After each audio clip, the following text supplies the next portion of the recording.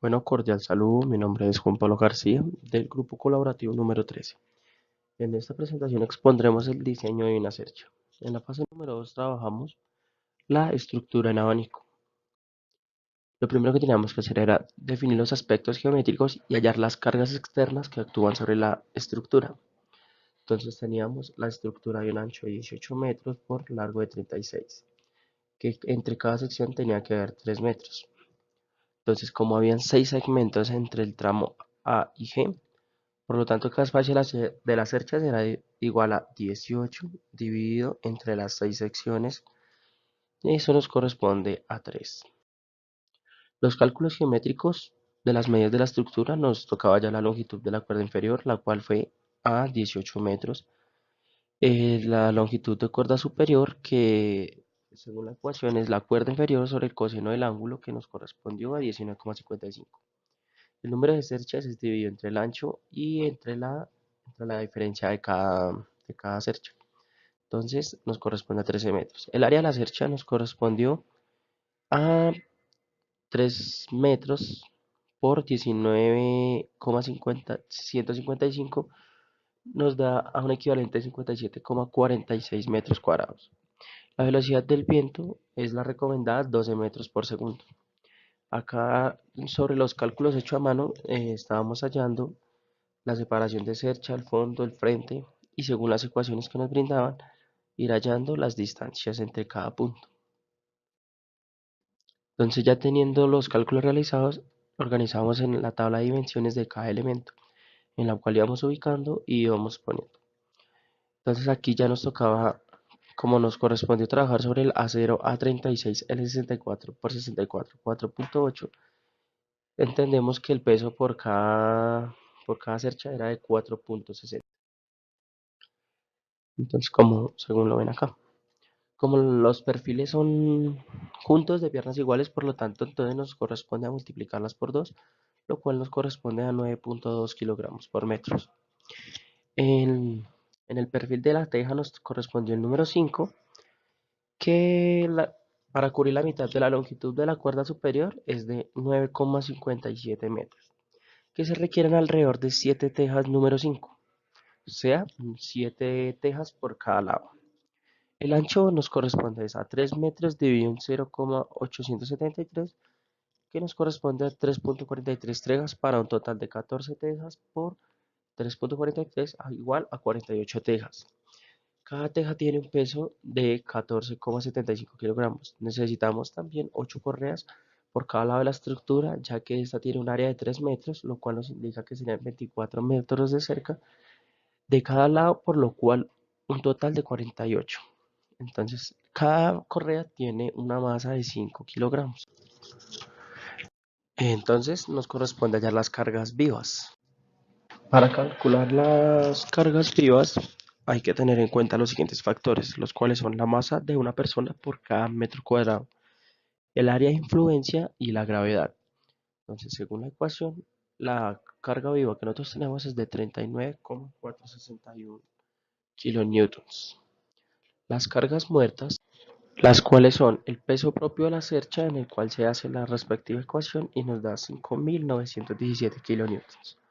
El peso de las correas, el cual nos da 2.354 kilonewtons. El peso de las tejas, que nos da 6.948 kilonewtons. Y despejando la ecuación de carga del viento, nos da 827.496 newtons. Haciendo la respectiva suma de las fuerzas o pesos, nos da 15.005 kilonewtons. Luego nos corresponde hacer la sumatoria de cargas totales, en la cual son las cargas vivas más las cargas muertas, lo cual nos da un total de 55.207. Y con esto ya concluimos lo que sería la fase 2, en la cual tenemos que hallar la carga por nodos, en la cual nos da 9,01.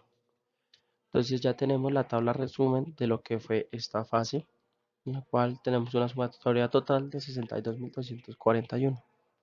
En la fase 3 nos corresponde el cálculo de fuerzas internas en estructura a través del método de nodos y de secciones.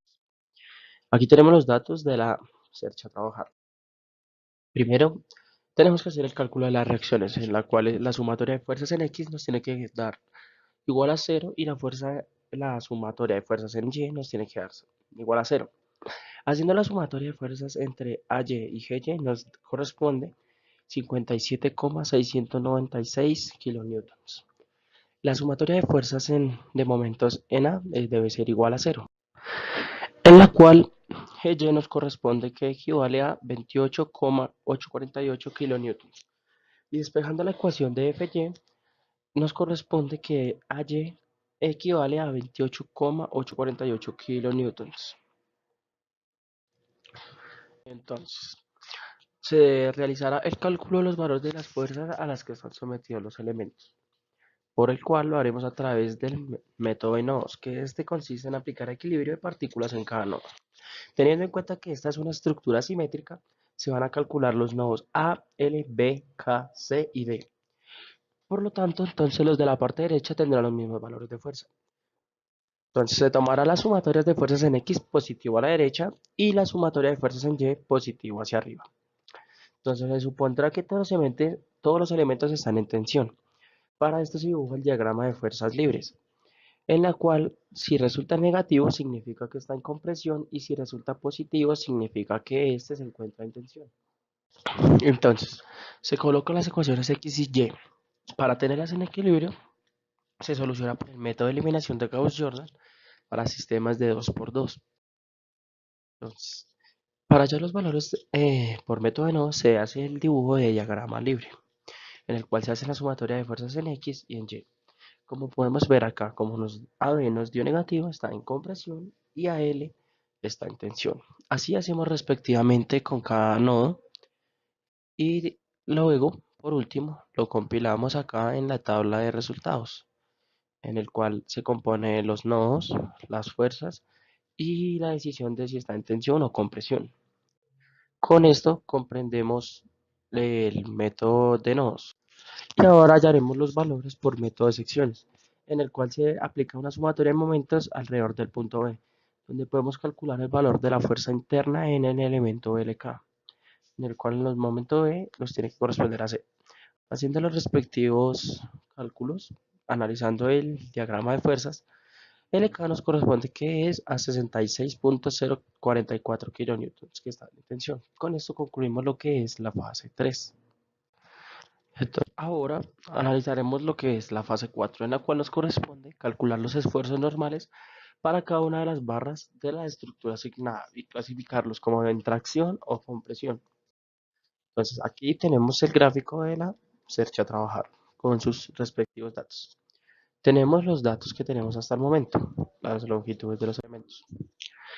Aquí las propiedades del acero, como nos correspondió la estructura de piernas iguales L64 por 64 por 4.8, aquí lo señalamos para usarlos más adelante.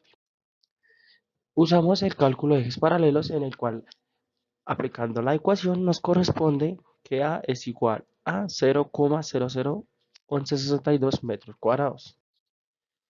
Acá se determinan los esfuerzos normales en cada elemento, clasificados en tensión o en compresión, en el cual los transmitimos en esta tabla. Luego hacemos la separación de los elementos, en la cual los elementos a tensión y a compresión para manejar los factores de seguridad de acuerdo a lo solicitado.